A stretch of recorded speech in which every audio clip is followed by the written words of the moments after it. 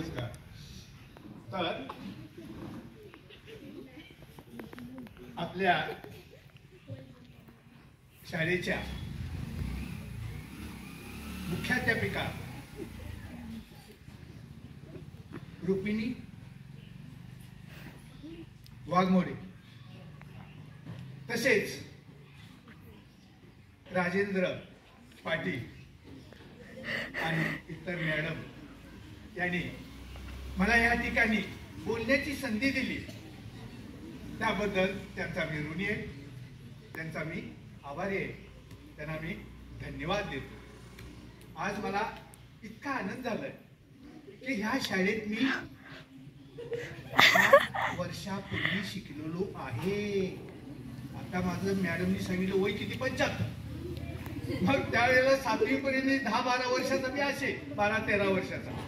त्या 75तून वजा करा काय म्हणजे 60-62 वर्षापूर्वी इथं केली मस्ती काय. आणि हे सगळं आनंद झाला मला. आणि विशेष म्हणजे ह्या शाळेत पहिले एक व्याख्यान माझं झालेलं आहे. फक्त मॅडम येण्यापूर्वी मुख्याध्यापिका अगोदर होत्या त्यावेळेला माझं व्याख्यान झालेलं आहे. आणि त्यावेळेला माझी 3 पुस्तकं ना तुमच्या शाळेला प्रेझेंट दिलेली, ग्रंथालयाला दिलेली. आणि आज असा योग आला की संताजी पाटील यांच्या मुलाच्या शिवराज यांचं उद्या लग्न आहे, त्यांच्या लग्नासाठी मी आलेलो आहे. गेट उघडे दिसलं, आलो. 6 पुस्तकं मी आतापर्यंत काय केली माझी प्रकाशित झालेली. त्यातली मला वाटते 4-5 पुस्तकं आता 2 दिली आणि अगोदर 1-3 दिलेली. 5 पुस्तकं दिलेली आहेत. अजून एखादं राहिलं तर मी देईन. एक यशाची चावी, त्याच्यात महाराष्ट्रात झालेली 8 व्याख्याने आहे. 2 भूतकथा, छोट्या छोट्या गोष्टी, सचित्र, एका पानावर एक गोष्ट, सचित्र. कारण आजकाल लोकांना जर मी एक कथा पानावर लिहिली असती, एक कथा पूर्ण 5-6 पानावर झाली असती, तर तुम्ही काय केलं असतं? नाचला असतो. माझं पुस्तक वाचायला घ्यायचं, फोन आला, साळुंक्याचं पुस्तक बाजूला काय. पण 8 दिवसात लक्षात आलं, अर ते एक पान वाचलं अजून राहिलं ना. एक गोष्ट वाचायला तुम्हाला महिना लागणार. कुठल्याही माणसाला वाचताना फोन आला, पडलं पुस्तक. मग मी विचार केला मला जे काही सांगायचं आहे, समाजाला जे काही सांगायचं आहे ते एका पृष्ठावर एका पानावर जास्तीत जास्त, आणि तेही सचित्र बोधकथा. आणि त्याच्यामध्ये 600 अमृतवचनं आहेत. हे कसं बोधकथेमध्ये.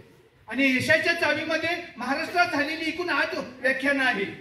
त्याच्यामध्ये 1 राष्ट्रीय एकात्मता, 2 जीवन सुंदर आहे, 3 करिअर, 4 अंधश्रद्धा, 5 आपले आरोग्य, आपले आरोग्य आपल्या हाती, 6 तर्कशील व विवेकी व्याख्याने. आता दिलेलं मी आता दिले मॅडम जवळ तर्कशील व विवेकी व्याख्याने. त्याच्यात पण 4 दिलेले आहेत व्याख्याने. ही झाली एकूण 8 झालेली ह्या ठिकाणी व्याख्यानं. आणि तर्कशील व विवेकी व्याख्यानेमध्ये ना 4 व्याख्याने दिलेले. त्याच्यात 4 आहेत आणि ह्याच्यात 8 आहे. आपले आरोग्य आपल्या हाती, बरोबर का. शिवाजी राजे तुम्ही नसते तर 8. 9 चारवाकचे विवेकी विचार, 10 सावरकरांचे तर्कशील विचार, आणि 9 काय संघर्षातून यशाकडे. ते तुम्हाला फार महत्वाचं आहे. संघर्षातून यशाकडे हे पुस्तकात वाचा. संघर्षातून यशाकडे. शैक्षणिक क्षेत्रात योगदान देणारे महापुरुष, आणि वाचाल तर वाचाल, आणि डॉक्टर बाबासाहेब आंबेडकर, असे 14 विषय माझे आहेत.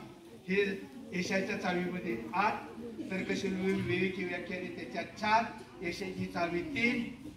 आणि कोरोना माहित आहे तुम्हाला. कोरोना कोणाकोणाला माहित आहे? 2019, 2020, बरोबर. मग त्या कोरोनाच्या काळात ना सर्वांग व्यायाम पुस्तक लिहिलं. माझ्या डोक्यात काय आलं, मी कायम हॉस्पिटलला फिरायला जायचो आणि पेशंटला भेटायचो. ते सीसीटीव्ही मध्ये माझ्या मुलानं पाहिलं की लाईनीत आपले पप्पा बसलेले. मग त्यांनी मला आत बोलून घेतले जरा. मी विचार केला मी आजारी नाही, काही नाही, आणि मला आज कसं काय बोलवलं? CCTV दिसलं. मग माझ्या मुलाचं नाव रोहन साळुंके आणि Salunke multi speciality hospital Rajgurunagar. आता सरांनी सांगितलं राजेंद्र पाटील मोठं हॉस्पिटल आहे, 50-60 कर्मचारी आहेत आणि माझ्या मुलाचा सब्जेक्ट आहे हृदयरोग तज्ञ. Heart attack. त्यांचा सब्जेक्ट काय? Heart attack. मग त्यांनी मला बोलून घेतला आणि सांगितलं इथून पुढे हॉस्पिटलमध्ये यायचं नाही. अवघड झाला, कुणाला भेटायचं नाही. म्हटलं का? आम्ही जो ते नवरा बायको सुनबाई तो डॉक्टर मास्क वापरलेला होता, मी तसा चालतो मास्क न वापरता हॉस्पिटलमध्ये. मास्क वापरून घरी बसायचं, बाहेर यायचं नाही. सगळे पेशंट कोरोनाचे आहे. 2019-20. मला काय ह्यातनं सांगायचं आहे, पुस्तकाचा जन्म कसा झाला पण पुस्तकाचा जन्म ना. मग आता घरी बसलो, डोक्यात आलं आता पहाटेचं लवकर उठायचं, लवकर झोपायचं, लवकर उठायचं. सर्वांना कोरोना का होत नाही? माझ्या डोक्यात सर्वांना कोरोना का होत नाही? ठराविक लोकांना का होतो? बरं होतो तो होतो, ज्याला 20-30% झाला तो वरती गेला आणि ज्याला 70-80% झाला कोरोना तो जिवंत आहे. असं का? मग माझ्या डोक्यात आलं जो 20-30% वाला त्याला कोरोना झालाय बघा. काही जण भीतीपोटीवर गेलेले 2019-20 अथवा भीतीपोटी घाबरून मरण पावलेले 20-30% कोरोना. नकारात्मक विचार काय? आय आय आय आय मला आता कोरोना झाला, बायको लांबून काढ देणार, नवरा मुलगा स्पर्श करणार नाही, बाप स्पर्श करणार नाही, गावात ना गावात चर्चा होणार चावडीजवळ आणखीला कोरोना झालाय. आय आय आय आय लांबून पोटी वरती गेला तो. आणि ज्याला 80-85% झालेलं आहे कोरोना. घरातले रडत आहेत, मालकाला कोरोना झाला. तो काय म्हणतोय, कुणी रडायचं नाही, मी तासगावातून 4 दिवसात हॉस्पिटल मधून परत येणार. मग काय म्हणतो घरात, मी परत येणार आहे, कुणी रडायचं नाही. बघा जेव्हा तो परत येतो तासगाववरून तेव्हा डॉक्टर स्वतः सांगतात तुम्हाला 90% कोरोना झालता, त्यातनं तुम्ही वाचला. कारण काय? सकारात्मक विचार. जोशीत आली हा टाळ्या वाजवा. सकारात्मक विचार. बघा किती फरक पडतो. माझा पेपर सोपा जाणारच. माझा इंग्रजीचा पेपर सोपा जाणारच, माझा गणिताचा पेपर सोपा जाणारच. असा जर तुमचा आत्मविश्वास असेल तर जे काय वाचले ना पेपरात ते आठवतो.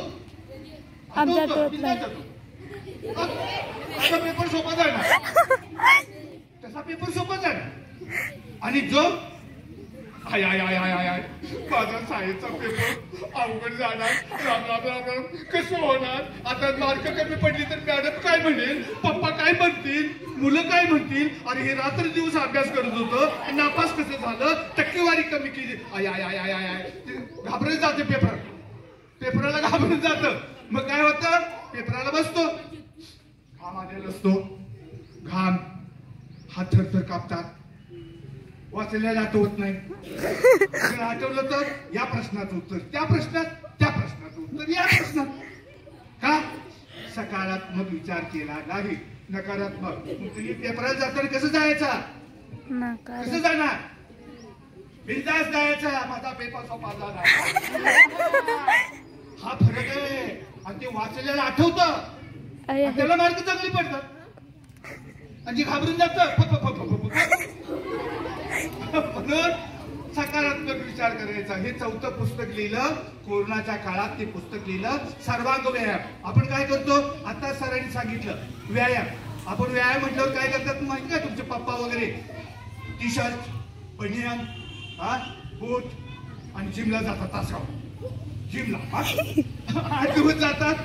पुन्हा फी बुडली आणि पुढच्या जानेवारी 1 जानेवारीमध्ये पुन्हा संकल्प जिमला जाणार. नुसतं जिम तर चालणार नाही, तर मानसिक चांगलं पाहिजे, शारीरिक आणि मानसिक.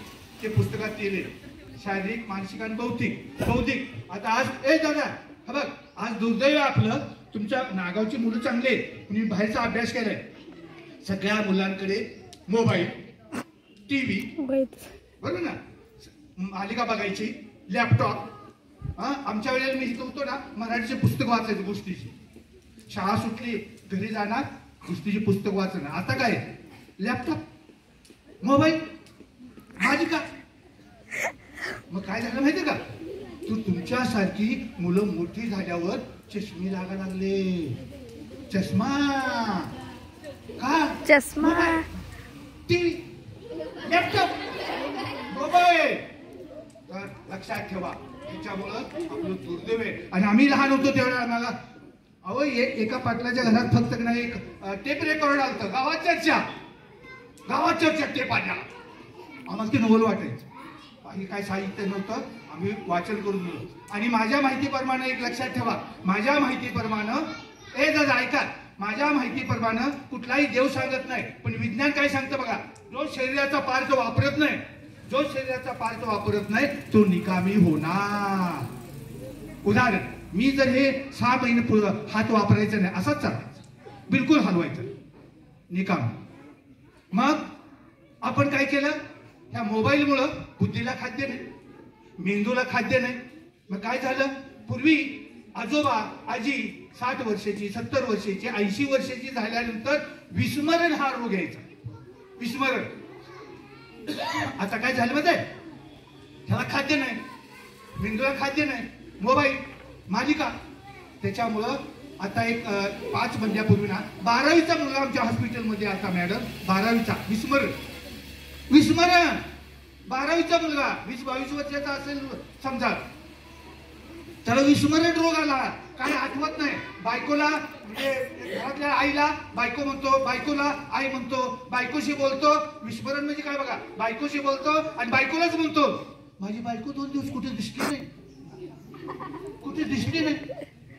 आता मी मुख्याध्यापिका मॅडमला मी बोलतोय आणि मॅडमलाच विचारतोय, मुख्याध्यापिका कुठे गेल्या, रुक्मिणी कुठे गेली. विस्मरण, याला म्हणायचे विस्मरण. हा रोग का आला माहिती का, ह्या मेंदूला खाद्य नाही. मग खाद्य काय द्यायचं, एक बुद्धिबळ खेळायचा, त्याला खाद्य द्या, बुद्धिबळ. 1, 2 पेपरातली कोडी सोडवा, आडवा शब्द, उभा शब्द, त्याला खाद्य दिलं. मग ते खुश होत, मला खाद्य दिलं, मला खाद्य दिलं. बुद्धिबळ खेळा. मी माझा तालुक्यात पहिला आला तासगावला, त्या काळात तासगावला मी माझं शिक्षण झालं इथं, बुद्धिबळात पहिला. मग माझ्या डॉक्टरचाही बुद्धिबळात पहिला आलाय कॉलेजला असताना, डॉक्टर साहेबला. आणि नातवाचा पण आलाय, जोशीत आली. नातवा आता 8वीला आहे, त्याचाही बुद्धिबळात पाहिजे. म्हणजे तुमचं जर मेंदू वेळ व्हायचं नसेल, विस्मरण, तर व्यवस्थित तुम्ही काय करायचं, कोडी सोडवा, पुन्हा बुद्धिबळ खेळा आणि गोष्टीची पुस्तक वाचा. आणि ह्यामुळं हे तुम्हाला मी सांगितलं असं आहे. आणि आता तुम्हाला सांगितली 6 पुस्तकं. हे आता एक कथा सांगतो तुम्हाला. बघा, गणपती बाप्पा आता तुमच्यासाठी फायद्याचं आहे. दादा हो, दादा गणपती बाप्पा. आता बघा गणपती बाप्पा 5-6 वर्षाची होते. आता हसायचं, बैठे सावधान, बैठे सावधान, आरामचे. आता लक्ष द्या, गणपती बाप्पा 5-6 वर्षाचे होते. किती वर्षाचे होते, 5-6 वर्षाचे. आणि मग ते खेळत असताना तुम्ही कसं खेळता, त्याला गणपती बाप्पाला मांजरी दिसली, आणि त्या मांजरीला त्या गणपती बाप्पाने काय केलं, पकडला आणि चोप मारायला सुरुवात केली.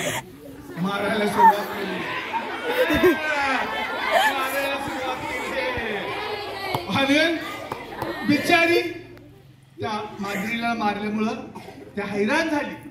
ती मांजरीने हैराण झाली आणि कशी तरी गणपती बाप्पाच्या हातातून निसटली. पळून गेली, जीव वाचवला. गणपती बाप्पा घरी आले. आणि घरी आल्यावर पाहतो तो काय, आईच्या अंगावर माराच्या खुणा, आईच्या अंगावर माराच्या खुणा. बघतात, आई ग, आई ग, तुला कोणी मारलं ग? पार्वतीला गणपती बाप्पा काय म्हणतात, आई ग, आई ग, तुला कोणी मारलं? माराच्या खुणा मी पाहतोय, तुला कोणी मारलं? पार्वती आपल्या लाडक्या गणपतीला म्हणते, हा तुझाच पराक्रम, हा तुझा पराक्रम आहे दादा, हा तुझाच पराक्रम आहे. तो पार्वतीला म्हणतो, आपल्या आईला म्हणतो, लाडक्या आईला म्हणतो, मी कधी तुला मारलं? मी कधी तुला मारलं? मी कधी मारलं तुला? पार्वती म्हणते गणपतीला, आठव, आज सकाळपासून एखाद्या प्राण्याला मारलंस का? I I I I I, त्याला आठवलं, खेळताना मांजरी तुला ठोकलंय, ठोकलंय, ओळखलं, मांजरीला ठोकलेलं. मग गणपती बाप्पा विचार करतात काय, आणि त्याला काय वाटतं माहिती का, ज्या मांजरीला मी ठोकलं, ज्या मांजरीला मी मारलं, त्या मालकानं आमच्या घरी येऊन माझ्या आईला ठोकलं. तो काय म्हणतो, गणपतीला काय वाटतं, त्या मांजरीला मी ठोकलं, मारलं, त्या मांजरीच्या मालकानं आमच्या घरी येऊन माझ्या आईला पार्वतीला मारलं, असं समजून मोठमोठ्याने ओरडू लागला गणपती बाप्पा. काय म्हणते, बाळा तसं काहीच नाही, मला दुसऱ्याने कोणी मारलं नाही मला. आणि मग ती पार्वती सांगते, हे बघ, तू मांजरीला ठोकलंस ना, त्याच माराच्या खुणा माझ्या अंगावर उमटलेल्या आहे, त्याच माराच्या खुणा माझ्या अंगावर उमटलेल्या आहे, ती सांगते बघा. आणि मग ती सविस्तर सांगते, आपल्या गणपती बाप्पाला सांगते, काय सांगते बघा, हे बघा, गणपती बाप्पाला आई पार्वती सांगते, हे बघ, ह्या पृथ्वी तलावर, ऐका, घरी गेल्यावर लिहून ठेवा बरं का, ह्या पृथ्वी तलावर जे मादी रूपात प्राणी आहे, जे स्त्री रूपात प्राणी आहे, ते माझ्या अंशाने निर्माण झालेले. गणपतीला आई काय म्हणते बघा, ह्या पृथ्वी तलावर जे मादी रूपात प्राणी आहेत, जीव आहेत, ते माझ्या अंशानं, स्त्री रूपात जे प्राणी आहेत, जीव आहेत, ते माझ्या अंशाने निर्माण झालेले. आणि ह्या पृथ्वी तलावर जे नर रूपात जन्माला आलेले आहेत प्राणी, जीव, जे पुरुष रूपात जन्माला आलेले आहेत जीव, प्राणी, ते तुझ्या वडिलांच्या अंशाने निर्माण झालेले, शंकराच्या अंशाने निर्माण झालेले. गणपतीला सांगते, लक्षात ठेव, ह्या पृथ्वी तलावर आम्ही उभयता, शंकर पार्वती उभयता प्राण्याच्या रूपात वावरत आहोत, प्राण्याच्या रूपात वावरत आहोत. आणि इथून पुढे पुन्हा आयुष्यात कुठल्याच प्राण्याला मारायचं नाही, असं आई आपल्या गणपतीला सांगते. आता तुम्ही म्हणाल, ही गणपतीची गोष्ट कुठून आणली? तर ही गणपतीची गोष्ट, गणपती बाप्पाची मालिका चालू होती टीव्हीवर, गणपती बाप्पाची मालिका चालू होती, आणि तेवढी गोष्ट मी लिहून घेतली मागे बरेच वर्षापूर्वी, आणि आईला सांग, आणि तेव्हापासून गणपती बाप्पानं प्राण्याला कुठल्या मारलं नाही. आणि आता आपण काय करतो माहिती का, आपण काय करतो, शाळा सुटली काय, मग दप्तर, शाळा ठण खुश दप्तर घेतो, घरी जाताना एक कुत्र झोपलेलं असते, आपण काय करतो बघा, त्या दोस्ताला आपण दप्तर देतो, माझा नेम बाग,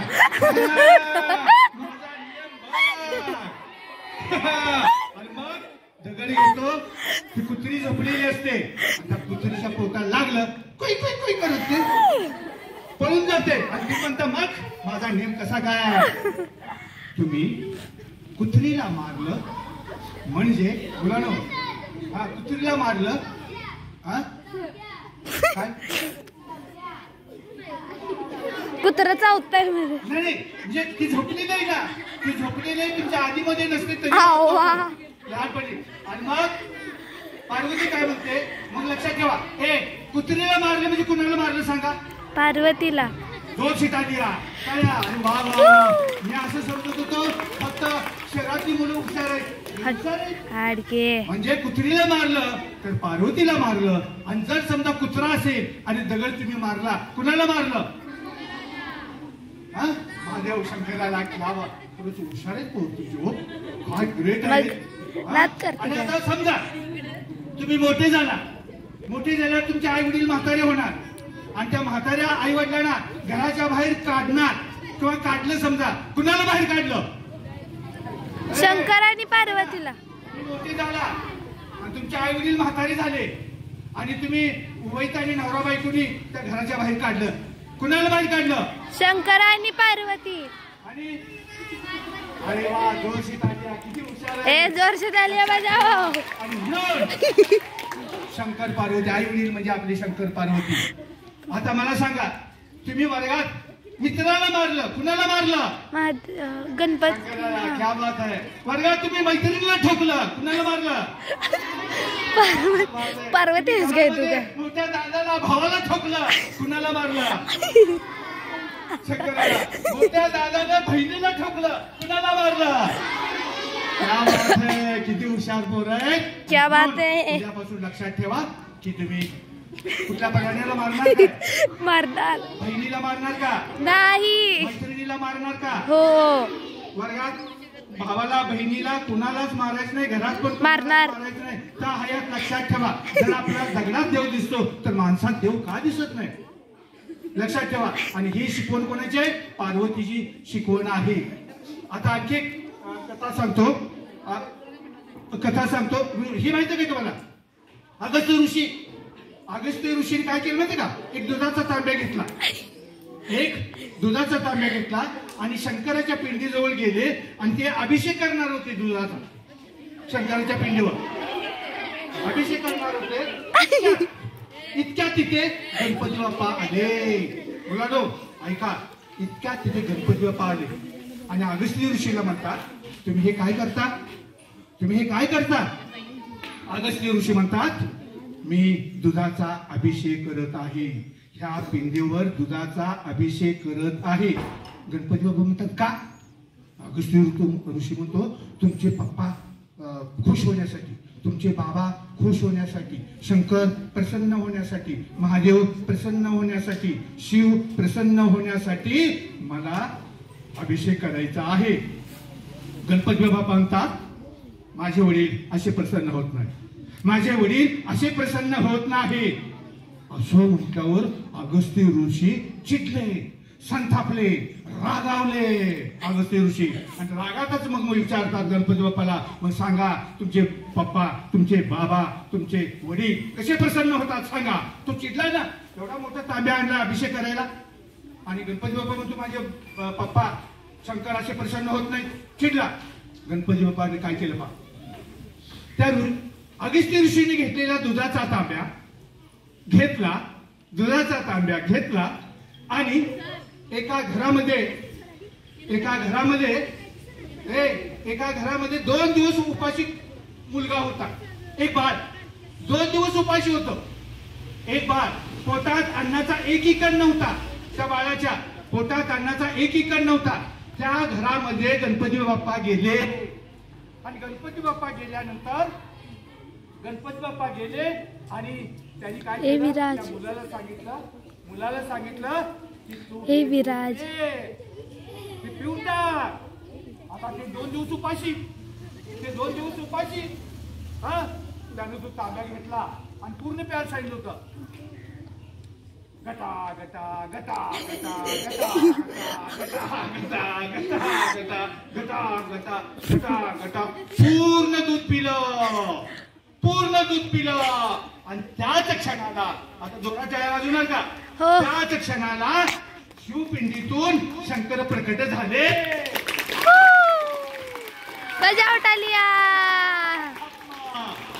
ज्या बाळाला त्यांनी दूध दिलं त्याच वेळेला शिवपिंडीतून शंकर प्रकट झाले. आणि यालाच म्हणतात अध्यात्म.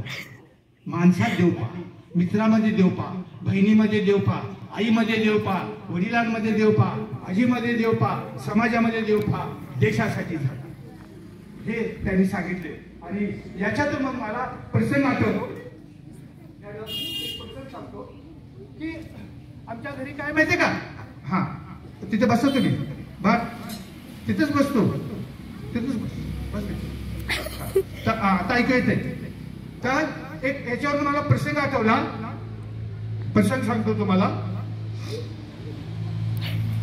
आमच्या डॉक्टरला आणि सुनबाईला, सुनबाईचं नाव रसिका साळुंके आणि मुलाचं नाव रोहन साळुंके. काय काय सवय काय माहिती का? प्रत्येक येतो का? हा सिस्टर, प्रत्येक वर्षी ते काय करतात माहिती का, गणपती बाप्पा घरात बसवतात. आमचा मुलगा गणपती बाप्पा बसवतो. 4 दिवस 5 दिवस झालं, सगळी गल्लीतली लोक आली आरतीला. राजगुरुनगर मध्ये राहतो मी. आरतीला आलो, डॉक्टर पुढे, सुनबाई इकडे, पाठीमागे मी उभा आहे. हा, आणि ताट डॉक्टरने घेतले, डॉक्टरने ताट घेतले. आरती सुरू झाली आणि अर्धा मिनिट सुरू झालेली होती, इतक्या डॉक्टरांच्या मोबाईलची रिंग वाजली. डॉक्टरांच्या मोबाईलची रिंग वाजले. रिंग वाजल्यावर त्यांनी काय केलं पा, मी मागं होतो, आरती चालू आहे गणपती बाप्पाची, आणि त्यांनी काय केलं, ते ताट माझ्या हातात दिलं. मागं उभा होतो ताट घेऊन, वाजवत असं, टाळ्या वाजवत, घंटी चालू होतं माझं. त्यांनी ताट मला दिलं आणि ताट दिल्यावर ते दुसऱ्या राऊंड मध्ये गेले आणि पुन्हा परत तिथून आले नाही. आरती मग आपण माहित आहे 15-20 मिनिटं शहरात काय करतात, 15-20 मिनिटं संध्याकाळी आरती करतात आणि रात्री 15-20 मिनिटं करतात. 15-20 मिनिटं आरती झाली, मी सगळी ती आरती वगैरे झाल्यावर शेजारची पण 10-20 बाया पुरुष आलेले होते. आरती झाली, प्रसाद दिला. मग पुन्हा मी किचन रूम मध्ये गेलो आणि किचन रूम मध्ये गेलो. सुनबाईला म्हटलं, का ग दादा कुठे गेला? म्हणजे मी माझ्या मुलाला, रोहन साळुंके या मुलाला मी दादा म्हणतो, मोठा दादा, आणि जे 8वीला मुलगा आहे नातू माझा, त्याला छोटा दादा. म्हणजे का ग मोठा दादा कुठे गेला? माझ्या हातात ताट दिलं आणि आरती न करता, देवाची पूजा न करता गेला कुठे? ती म्हणते, पप्पा आयसीयू मध्ये पेशंट आणि तो हार्ट अटॅकचा होता. ऐकून घ्या, तो कुठला होता? हार्ट अटॅक आला होता, सिरियस. 3 दिवस डॉक्टर घरी आले नाही, आयसीयू मध्ये 24 तास त्या पेशंट जबरदस्त अटॅक होता. 3 दिवस. शेवटी घरातून आम्ही त्यांना डबल पाठवलं, रात्र दिवस चहा वगैरे तिथल्या तिथे. आणि 4थ्या दिवशी त्याचे थोडं हात वगैरे हाला लागले, प्रगती झाली. आणि विशेष म्हणजे तो मनुष्य वाचला, आदर्शित आली. आता मला सांगा, मला त्यावेळेला कळलं 3 दिवस डॉक्टर का आले नाही, अटॅकचा पेशंट होता, हार्ट अटॅकचा पेशंट होता.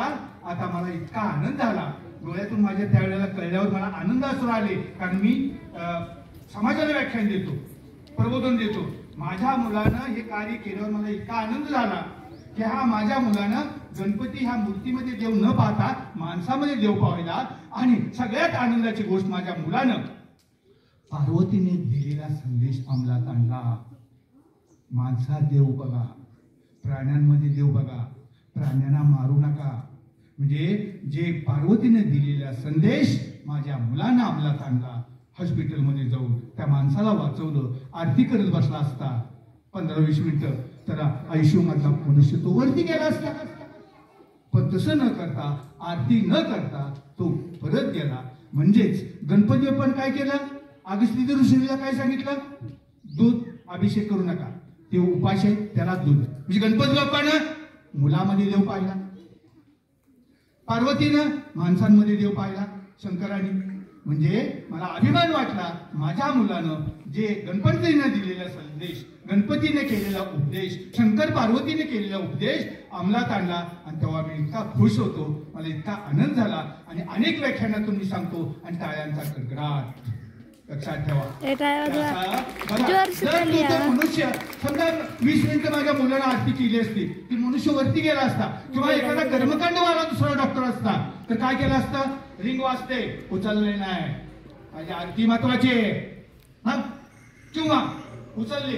ए मी येणार नाही, अर्ध्या तासाने ये. आता मला सांगा, अर्ध्या तासात जर तू सिरियस पेशंट असेल, जगेल का हो तू? मरणार.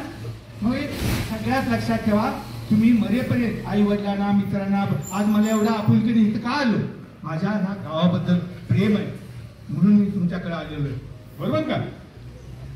एक आणखी एक गोष्ट सांगतो, 5 पर्यंत आहो. तर आता दुसरी गोष्ट, दुसरी गोष्ट, स्वामी विवेकानंदाची गोष्ट. स्वामी विवेकानंद तुमच्या एवढे छोटे होते, 5-7 वर्षाचे, आणि ते ना शिमला गावी त्यांचा झालं की जन्म झाला त्यांचा 12 जानेवारी 1863 साली. आणि ते ना शेजारच्या गावात जत्रेला गेली. आता मी सुद्धा लहानपणी मला आठवते, कुमट्याला जत्रा असायची, तमाशा असायचा, मी इथून चालत जायचो लहानपणी. जत्रा काय म्हणजे शेजारच्या गावात मुलं मुली गेली ना, मुलं मुली सर्व गेले. गेल्यावर मग काय, आणि कसे गेले? कुमट्यापर्यंत चालत, गप्पा मार गेले. प्रत्येकाने कोणी तरी असं पैसे घरात आईने वगैरे दिलेले, गेले चौकड फिरायला लागले. आणि स्वामी विवेकानंद एका दुकानात पाहिलं त्यांनी. 15-20 मिनिटं ते पाहत होते, कारण ती त्या मूर्त्यांची नाही, मूर्त्या होत्या त्या दुकानात. आणि त्यांना ती शंकराची मूर्ती एवढी आवडली, ते खुश झाले आणि ते त्या मूर्तीकडे पाहतच बसले. इतकी सुंदर काय. आणि शंकराची मूर्ती खरेदी करायला पाहायलाच 15-20 मिनिटे गेली, आणि 20-25 मिनिटे गेल्यामुळं ती पुन्हा खरेदी केली. आणि एवढ्यात ना सगळे त्यांचे मित्र गावी परत गेले चालत. मग चालत गेले ते घरी, हा एकटाच मागे, हातात मूर्ती घेतलेले आणि ते घरी चाललेले. घरी जात असताना, चालत शेजारच्या गावी आपल्या घरी जात असताना, त्यांनी एक लहान बाळ रस्त्याच्या कडेला रांगत रस्त्याच्या मध्ये येत होते. रस्त्यावर असं हा रस्ता रांगत येत होतो. आणि इतक्यात पुढून पहिला घोडागाडी असं टांगा, आणि ती घोडागाडी वेगात धावत येत होती. ते बाळ त्या टांग्याच्या चाकाखाली जाणार, त्या घोड्याच्या पायाखाली, टाचांखाली जाणार. इतक्यात काय केलं पहा, प्रसंग होता. 5 वर्षाचा मुलगा स्वामी विवेकानंद हातातली मूर्ती खाली टाकली. कुणाची होती? शंकराची. हातातली मूर्ती फेकून दिली, पटकन धावत गेले, त्या मुलाला उचललं आणि बाजूला घेतलं. आणि ती भरधाव वेगानं घोडागाडी पुढे धावत गेली. आणि त्या बाळाला त्यांनी कडेला घेतलं. पुन्हा त्यांच्या लक्षात आलं की मला सर्वात जास्त आवडणारी मूर्ती, विचार करत होता घरी गेल्यावर कुठे ठेवायची, कुठल्या देवाऱ्यात ठेवायची, कशी ठेवायची, आरती कशी करायची, पूजा कशी करायची, अशी तो कल्पना करतच तो घरी जात होता. आणि त्यात हा प्रसंग आल्यावर ती मूर्ती खाली फेकून दिली. आणि पुन्हा त्या मुलाच्या, त्या स्वामी विवेकानंदांच्या लक्षात आलं, त्या मूर्तीजवळ, अरे मूर्ती कुठे गेली आपली. आणि मग त्यांच्या लक्षात येतं, अरे मूर्ती तर आपण फेकून दिलेली. आणि मग त्या मूर्तीकडे येतात आणि त्या मूर्तीकडे पाहतात, तुकडे तुकडे तुकडे तुकडे तुकडे तुकडे झालेले होते त्या शंकराच्या मूर्तीचे. ते निराश झाले नाही. जी 20 मिनिटं खरेदीला लागली मूर्तीला, 20 मिनिटं लागली, आवडली, ती तुकडे झाले म्हणून निराश व्हायला पाहिजे होतं, दुःखी व्हायला पाहिजे होतं. परंतु ते दुःखी झाले नाहीत, निराश झाले नाहीत. त्यांच्या चेहऱ्यावर तेज होतं, खुश होते. कारण काय? त्यांनी एका मुलाचा जीव वाचवला. जोर से तालिया. कारण स्वामी विवेकानंदांनी त्या मुलाचा जीव वाचवला. लक्षात ठेवा. कसं त्यांनी छोट्याशा ह्या स्वामी विवेकानंदांनी सगळ्या जगाला दाखवून दिलं की अध्यात्म म्हणजे काय. अध्यात्म म्हणजे कर्मकांड नाही, अध्यात्म म्हणजे जीवाची सेवा. लक्षात ठेवा, अध्यात्म म्हणजे जीवांची सेवा. मग म्हणा तत्वा, जे आपल्या गणपती बाप्पानं जीव वाचवला मुलाचा, बरोबर ना, यांनी एका बाळाचा जीव वाचवला. आता तुम्ही माझ्या मागे म्हणायचं, जिथे जीव तिथे शिव म्हणायचं. मी जिथे जीव म्हणेन, जिथे जीव तिथे शिव. काय अर्थ आहे? जोश आहे. अरे माझा एकटाच आवाज किती येतो? जिथे जीव तिथे शिव. काय अर्थ आहे? जिथे जीव तिथे शिव. जीवांची पूजा हीच ईश्वर पूजा होय. जीवांची पूजा हीच ईश्वर पूजा होय. लक्षात ठेवा की जीवांची पूजा ही ईश्वर सेवा कर्मकांड करायची गरज नाही. प्रत्येक आता तुमचं बघा त्यांनी कर्म केलं स्वामी विवेकानंदांना. मग तुमचं कर्म काय? एक अभ्यास. दोन. कर्म महत्वाचं, कर्मकांड नाही करायचं. तुमचं महत्व काय? एक अभ्यास. बरोबर ना? कर्म महत्वाचं, आपलं कर्तव्य महत्वाचं. प्रत्येकाने ते कर्म पूर्ण केलं, साध्य केलं. तुम्ही तुमचं कर्तव्य काय? अभ्यास. बस, बाकीचं काही सुचता कामा नाही. मग मी सुद्धा माझं मी कर्म करत आहे, माझा डॉक्टर कर्म करत आहे.